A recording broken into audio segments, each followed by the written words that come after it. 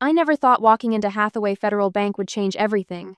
But there I stood, Mrs. Kaplan's insulin money clutched in my hand like a shield. The marble floors gleamed under the chandeliers, reflecting faces that didn't look like mine men in tailored suits, women with designer handbags that cost more than my monthly rent. My sensible loafers squeaked slightly against the polished surface, announcing my presence to anyone bothering to listen. The teller stations stretched across the lobby in a neat row, each one staffed by someone with the same pleasant, practiced smile. I headed for the nearest open window, already reaching for my ID. Tamsin? My sister's voice cut through the quiet murmur of banking business. Aubrey stood framed in her office doorway, her navy blazer perfectly pressed, not a strand of her blonde hair out of place. Branch manager, according to the gleaming nameplate beside her door. I'd almost forgotten she'd been promoted last month. Hey, Aubrey. I raised my hand in a small wave, just making a quick withdrawal. She crossed the floor toward me, heels clicking a staccato rhythm that commanded attention. Customers turned to watch, their eyes moving between us, noting the differences her tailored suit against my department store cardigan, her salon-perfect hair against my simple ponytail. What brings you all the way to this branch? Her smile didn't reach her eyes. Isn't there somewhere closer to your apartment? The way she paused made my home sound like something temporary, something less than. Mrs. Kaplan needs her insulin. I'm just withdrawing some cash for her. Aubrey's expression tightened. Oh, another one of your charity cases. The teller glanced between us, recognition dawning in her eyes. Sisters, so different. One behind the counter, one before it. She's my neighbor, I said. Her social security check doesn't clear until Tuesday. Right. Aubrey's voice shifted, louder now, meant for the customers around us. Well, we don't really serve charity walk-ins anymore. Perhaps you could try the community branch over on Elmwood. The lobby fell silent. A woman in a cream-colored suit stared down at her phone. A man with silver hair adjusted his tie, suddenly fascinated by the brochure rack. I have an account here, I said, my voice steady despite the heat crawling up my neck. Of course you do. Her laugh tinkled like ice in a glass. That $500 savings account from college hardly seems worth the drive, does it? Christmas dinner 3 months ago flashed through my mind Dad's dismissive wave when I mentioned my cybersecurity contract with the medical research group. Computers? He'd scoffed, swirling his scotch. A glorified it job. When are you going to find real work with benefits? Mom had patted my hand.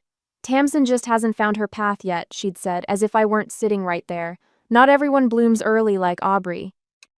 I can handle this customer, Miss Blake, the teller said quietly. Aubrey's smile hardened. No need, Jessica. My sister was just leaving, weren't you, Tamsin? We're rather busy with our regular clients today. I looked around the nearly empty lobby, then back at my sister. Sure, Aubrey, I said, sliding my ID back into my wallet. I'll go somewhere my money is actually wanted. I turned away, spine straight, shoulders back, the way Grandpa Thomas had taught me. Chest posture, he'd called it. Never let them see you're hurting. The security guard, an older man with kind eyes, shelled the door for me. Don't let it get to you, miss, he whispered. Some people forget where they came from. Outside, the spring sunshine felt mockingly bright. I checked my watch, Grandpa's old Omega, the only thing of value I owned. Mrs. Kaplan would be waiting, counting on me. In my car, I gripped the steering wheel until my knuckles whitened. Always the same story. The genius child who couldn't translate her skills into anything the Blake family respected. The disappointment of those who refused to join the family business. The oddball who preferred code to clients. I drove to Mrs. Kaplan's modest apartment building, rehearsing what I'd tell her. That I'd need to try another bank. That her insulin would have to wait a few more hours. What happened, dear? She asked the moment she saw my face, ushering me into her apartment that smelled of cinnamon and old books. Just a small delay, I said, accepting the cup of tea she pressed into my hands. Nothing for you to worry about. Family troubles again? Her eyes, magnified behind thick glasses, missed nothing. I nodded, not trusting my voice. They'll see your worth someday, she said, patting my hand. People like us, we're just invisible until we're not. Back in my apartment, I locked the door behind me and leaned against it, allowing myself exactly 10 seconds of hurt before straightening. My living room looked like what my family expected: modest furniture, faded curtains, the bookcases filled with computer manuals and paperbacks. Nothing like what lay behind them. I slid the middle shelf aside, revealing the hidden alcove where my workstation waited. 3 monitors glowed to life as I entered the 16-digit passcode. "Enough," I whispered to the empty room as the screens filled with financial data only 5 people in the world had access to. Absolutely enough. Later that day, behind the plain bookshelf in my apartment lay the truth my family had never bothered to discover. The 3 monitors bathed my face in blue light as I entered the final characters of my 16-digit passcode. The system hummed to life, displaying what the Blake family considered impossible: Sable Arc Holdings, my $2.9 billion empire built from shadows and silence. I sank into my ergonomic chair, the only luxury I'd allowed myself in this apartment. Theo's face appeared on the right screen, his familiar grin a welcome sight after the bank confrontation. "Tam, I was about to call. How'd the insulin run go?" I flexed my fingers, the muscles in my jaw tightening. "Aubrey happened." His expression darkened. "What did your sister do this time?" "Publicly suggested I take my charity case to the community branch on Elmwood." The words tasted bitter. "Called my account barely worth the drive." Theo whistled low. "In front of customers?" "The whole lobby. Security guard felt sorry for me." He shook his head, the silver at his temples catching the light. "That family of yours needs a reality check." "I think it's time they got one." I clicked through to the portfolio dashboard, bringing up Hathaway Federal's account records. $180 million in liquidity, all sitting in Aubrey's branch. "You're kidding." "Remember that Delaware LLC we registered when I was 24? I pulled up the original documents: $10,000 startup capital withdrawn from my graduation money. The acorn that grew a forest. The screen filled with the architectural diagram I'd designed: 4 nested corporate entities, each providing a different layer of protection. A financial fortress built by someone who understood both code and human nature. 4 separate layers of fiduciary protection. Theo leaned closer to his camera. "Nobody connects those dots unless you let them. Not even Jameson. My accountant thought he knew everything about my finances. He was wrong." I pulled up the onboarding paperwork from Hathaway Federal, dated 18 months ago. Aubrey's signature graced the bottom line: branch manager approval for their largest commercial account. She'd never bothered reading beyond the corporate name. "Are you sure about this, Tam?" Theo's voice softened. "Family is complicated." I thought of Mrs. Kaplan waiting for her insulin, of Christmas dinners spent defending my career choices, of Aubrey's smirk as I walked out of the bank. Family should know better. I opened the calendar application. "I'm scheduling a formal appointment for tomorrow. Sable Arc Trust Group. Bringing out the big guns." Time for Clause 47A. I referenced the withdrawal provision that would require branch manager oversight: Aubrey's personal attention. Theo whistled again. "She won't know what hit her." I closed the calendar and stood, crossing to my bedroom closet. Behind the department store cardigans hung a garment bag I rarely touched. I unzipped it slowly, revealing a Burberry suit in charcoal gray. Not navy, never navy like Aubrey always wore. "Tamsin Blake, tech mogul," Theo's voice carried from the other room. "Has a nice ring to it." I ran my fingers over the fine wool. The suit was my armor, purchased the day Sable Arc crossed its first billion in valuation. I'd worn it exactly once. Grandpa Thomas's voice echoed in my memory. "Power isn't about the pieces you take, but the positions you control." He'd taught me chess every Sunday afternoon until his passing, his weathered hands moving pieces with deliberate care. "The queen doesn't announce her attack, Tammy. She simply arrives where she needs to be." The next morning, I drove to Springvale Cemetery before sunrise. The groundskeeper nodded as I passed, used to my monthly visits. Grandpa's grave stood beneath an old oak tree, simple and dignified like the man himself. I placed fresh flowers against the headstone, kneeling despite the damp grass. From my bag, I withdrew a small blue savings ledger, his gift to me on my 10th birthday. The leather cover had softened with age, the columns of careful figures faded but legible. "I think it's time, Grandpa." The rising sun warmed my back as I opened to the final page. There, in his precise handwriting, a note I'd read 100 times. For the one with the biggest heart, use this when they forget who you are. I traced the words with my fingertip. Grandpa had been the true financial genius of the family, though he'd never flaunted it. He'd recognized something in me that my parents and sister couldn't see or wouldn't. Back at my apartment later that day, I spread the documentation across my kitchen table. Clause 47A withdrawal forms, corporate identification, federal banking verifications. Everything in perfect order as it had been for years. A soft knock interrupted my preparations. Mrs. Kaplan stood in the hallway, holding a container of homemade cookies. "For your sweet tooth," she said, pressing them into my hands, "and to thank you for yesterday's help." Her kind eyes, magnified behind thick glasses, studied my face. "You look different today, dear. Something important is happening?" For a heartbeat, doubt flickered through me. Was I taking this too far? Then I remembered Aubrey's voice echoing across the marble lobby. "Hardly seems worth the drive, does it?" "Just a business meeting," I said, accepting the cookies. "Nothing special." Mrs. Kaplan patted my arm. "You wear that confidence well. It suits you better than hiding." After she left, I returned to my preparations.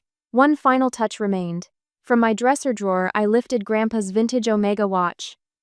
The weight of it felt right against my wrist, a talisman of sorts. In the mirror, a different Tamsin Blake stared back at me. Not the invisible sister. Not the family disappointment. Someone they'd never bothered to see. Tomorrow they would have no choice. Next day, the reflection staring back from the elevator's polished brass doesn't match the woman they've dismissed for years. Tamsin Blake, cybersecurity consultant, has vanished. In her place stands the executive director of Sable Arc Trust Group, clad in a charcoal suit tailored to perfection, not a thread out of alignment. My grandfather's Omega watch gleams against my wrist, the only familiar element remaining. "Fourth floor," announces the elevator with a dignified chime.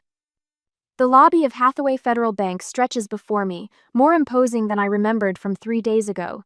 The same marble floor catches the morning light, but today it doesn't feel like enemy territory.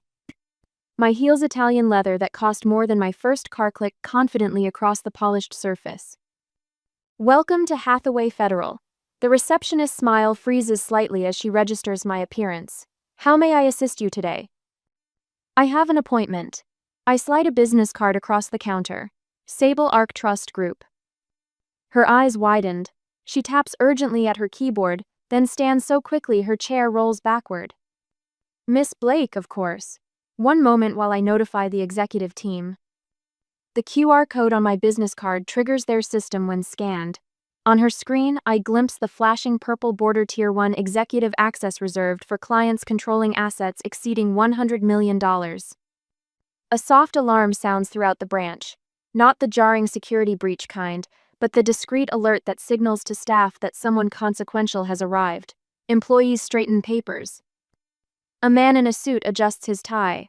A woman smooths her skirt. Nobody looks directly at me, but everyone sees me. The compliance lock protocol initiates with beautiful precision. Computer screens freeze momentarily as the branch systems shift to heightened security parameters. Tellers pause mid-transaction, glancing nervously toward management offices. "Miss Blake," calls a silver-haired man in an impeccable suit, extending his hand.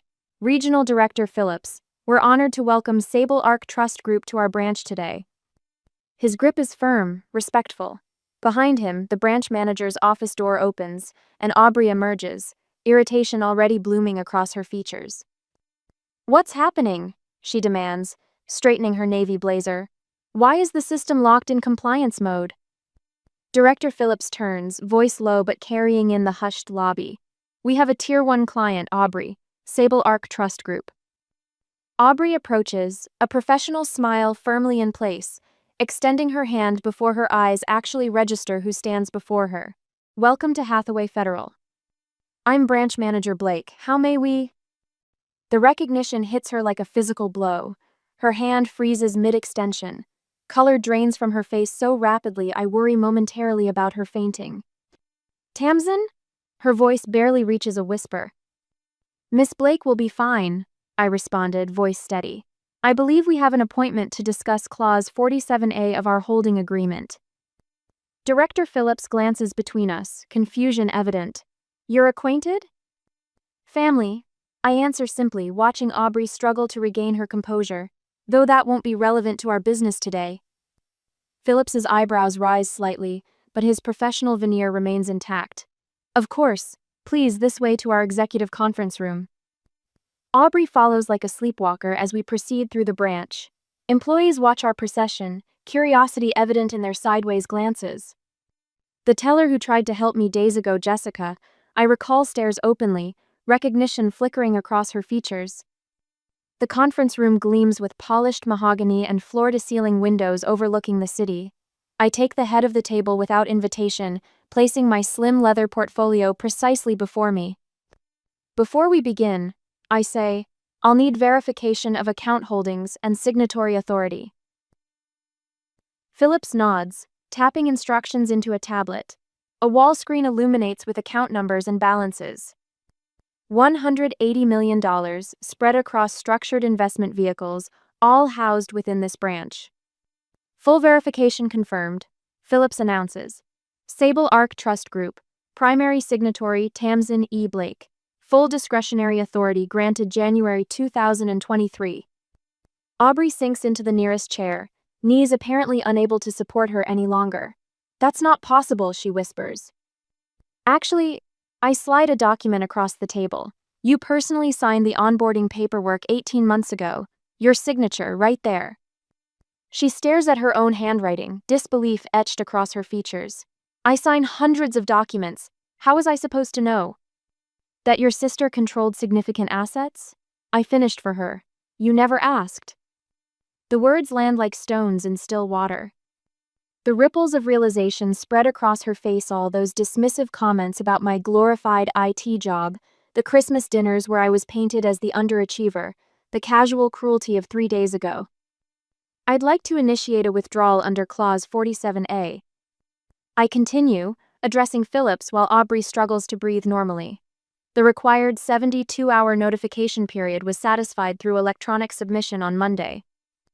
Phillips nods, professional despite the tension crackling through the room.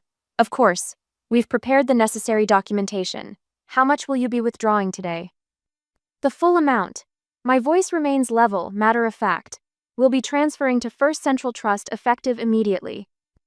Aubrey's face crumples. Tamsin, please. Her voice breaks. This will affect my quarterly metrics. My position review is next month. Phillips excuses himself discreetly, leaving us alone with the numbers still glowing on the wall screen. My mortgage, Aubrey continues, desperation rising. My bonus structure depends on asset retention. I didn't know it was you. You never bothered to find out.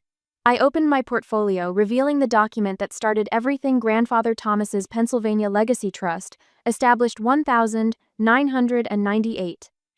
Grandfather left this to you? Her voice sounds small, childlike. To the one who values knowledge over appearance, I quote from memory. The initial seed was modest, but I built Sable Arc from there.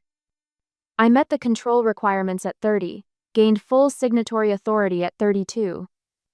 Aubrey slides to her knees beside my chair, a position so unfamiliar I barely recognize my always perfect sister. Please, she whispers. I have a mortgage, a reputation. So did Mrs. Kaplan, I responded quietly, when she needed insulin money that day. The branch phones begin lighting up, first one line, then 3, then all of them blinking urgently. I check my watch, right on schedule. That would be Mother, I say, rising and gathering my portfolio. Eli has likely already called her. News travels fast when money moves. What do you want? Aubrey asks, still kneeling. What would make this go away?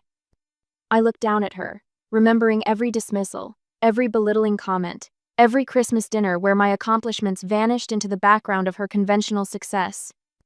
Nothing makes this go away, I answer truthfully. But dinner tomorrow might be a start. 6 o'clock, Rossetti's in Delaware County. Bring Mother and Eli. As I walk toward the door, Aubrey calls after me. I don't understand. Why now? Why like this? I pause, hand on the doorknob. Grandfather told me chess isn't about the pieces you take but the positions you control. I glance back at her. Consider this check, not checkmate. What happens next depends on tomorrow night. Outside, sunshine bathes the city in golden light. Theo waits beside a black sedan, questions written across his features. Well, he asks, opening the door. Phase 1 complete, I answer, sliding into the cool leather interior. The board is set. On my phone, a text from Mrs. Kaplan appears. Remember who you are, dear, not just what you can do. I tuck the phone away, remembering the thin portfolio waiting in my apartment, the original will, the forged amendment, the diverted scholarship funds. Tomorrow's dinner will require a different kind of power. But today, for the first time in years, I felt visible. Next day, Parisi's Italian stood like a sentinel on the corner of Maple and 3rd, the same red brick facade that had witnessed Blake family celebrations for 3 decades. I straightened my charcoal blazer before pushing through the heavy oak door, my grandfather's watch a comforting weight against my wrist. The hostess recognized me immediately. Miss Blake, your family's already seated in the private room. Of course they were. Nothing said damage control like privacy. Mother spotted me first, rising from her chair with outstretched arms. Tamsin, darling. Her voice carried the practiced enthusiasm of a shopping channel host. We were beginning to worry. I checked my watch. I'm 2 minutes early. Vivian Blake's smile flickered for just a heartbeat before regaining its brilliance. Her cream blouse probably cost more than Mrs. Kaplan's monthly rent. Well, you look absolutely wonderful. She air-kissed both my cheeks, her Chanel perfume hanging between us like a question. Eli stood next, extending his hand with that financial advisor firmness he'd practiced in business seminars. Good to see you, Tamsin. His teeth flashed white against his tanned face. That blazer looks expensive. Business must be good. Always fishing. Always assessing. Aubrey remained seated, her fingers tracing the rim of her water glass. The restaurant lights caught the massive diamond on her left hand. Hi, Tam. Her voice lacked its usual authority. She hadn't called me Tam since high school. I took the empty chair, nodding to the waiter who appeared with practiced timing. Sparkling water, please. So, Mother began once he departed. We thought a nice family dinner was long overdue. You've been so busy with your computer work. Cybersecurity, I corrected, unfolding my napkin. And yes, business has been excellent. Silence settled over the table like snow until Eli leaned forward. You know, if you're finally generating some real income, I could help you structure things properly. Tax advantages, investment strategies, the basics. I smiled. That's thoughtful. He nodded, mistaking politeness for interest. Most people in tech lack financial literacy. They make a little money and think they're set. Mother jumped in. Remember when Tamsin won that programming contest in high school? We always knew she had such potential. Strange how my potential had remained dormant in family conversations until now. The waiter returned with breadsticks and took our orders. Mother dominated the conversation through appetizers, recounting stories of my childhood achievements as if she'd been their most ardent supporter. And that science fair project in 8th grade? The judges were simply amazed. What she didn't mention, she'd refused to drive me to the competition because Aubrey had a tennis match the same day. I remained quiet, watching the performance unfold. Mother's excessive hand gestures, Eli's strategic name-dropping of clients, Aubrey's uncharacteristic silence. The small signals they exchanged when they thought I wasn't looking. Their Caesar salads arrived, followed by my caprese, the perfect timing for what came next. I reached into my bag and placed a thin portfolio beside my plate, its black leather cover unmarked except for a small embossed B in the corner. The conversation faltered as 3 pairs of eyes fixed on it. Before we continue this evening, I said, opening the portfolio with deliberate care, I thought we should clarify a few things. Mother's fork paused halfway to her mouth. What things, darling? I extracted the first document, sliding it toward the center of the table. This is Dad's original will, dated 14 months before his death. You'll notice on page 3, paragraph 6, the estate was to be divided equally between Aubrey and me. Eli's throat worked visibly. Ancient history, Tamsin. Legal documents get updated all the time. True. I placed a second document beside the first. Like this amendment, supposedly signed by Dad. Dated during his final week in the ICU when he couldn't hold a spoon, let alone a pen. Aubrey's face whitened beneath her perfect makeup. Then there's this. The third document joined the others. Bank records showing $400,000 withdrawn from the STEM Scholarship Fund and transferred to Orion Ventures. Your company, Eli. Mother set down her fork with a sharp clink. This is hardly an appropriate dinner conversation. I disagree. My voice remained calm, each word measured. This seems exactly the right setting to discuss family matters. Eli's businessman smile appeared, though it stopped well short of his eyes. Financial transactions get complicated. There are always explanations for these things. I'm sure there are. I took a sip of water. I'm not here to fight, just to clarify where I stand. When the waiter returned to check on our entrees, I requested the check for my portion. You're not staying for dessert? Mother's voice pitched higher. They have that chocolate tart you loved as a child. No thank you. I replaced the documents in my portfolio. I have what I need. As I stood, Eli's phone buzzed with incoming texts. He glanced down, his face tightening as he read. I left cash for my meal, nodded to the waiter, and walked toward the exit. Behind me, the whispered accusations had already begun. What did you do, Aubrey? Me? This is your fault. Both of you shut up before someone hears. Outside, the evening air carried the scent of coming rain. I walked to my car, each step lighter than the one before. For the first time in years, the weight of their expectations no longer pressed against my shoulders. The truth had done what I never could set me free. Days later, they couldn't reach me. Not anymore. My phone buzzed for the third time since breakfast. Vivian again. I watched the screen light up, then fade to black, her name disappearing like smoke. 47 missed calls since that dinner last week. 29 voicemails ranging from tearful pleas to thinly veiled threats. Tamsin, please, you're tearing this family apart, her latest message whimpered. We can explain everything if you'd just answer your phone.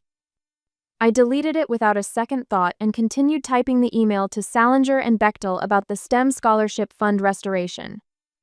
My laptop screen cast a blue glow across my kitchen table, illuminating the stack of auditing documents I'd been reviewing since dawn.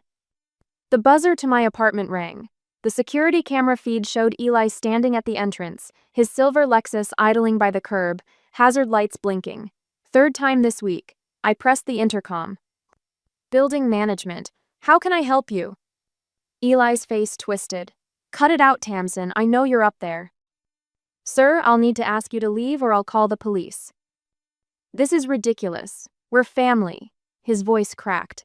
The Westbrook investors are pulling out. Your mother can't sleep. Aubrey. I released the intercom button and returned to my email.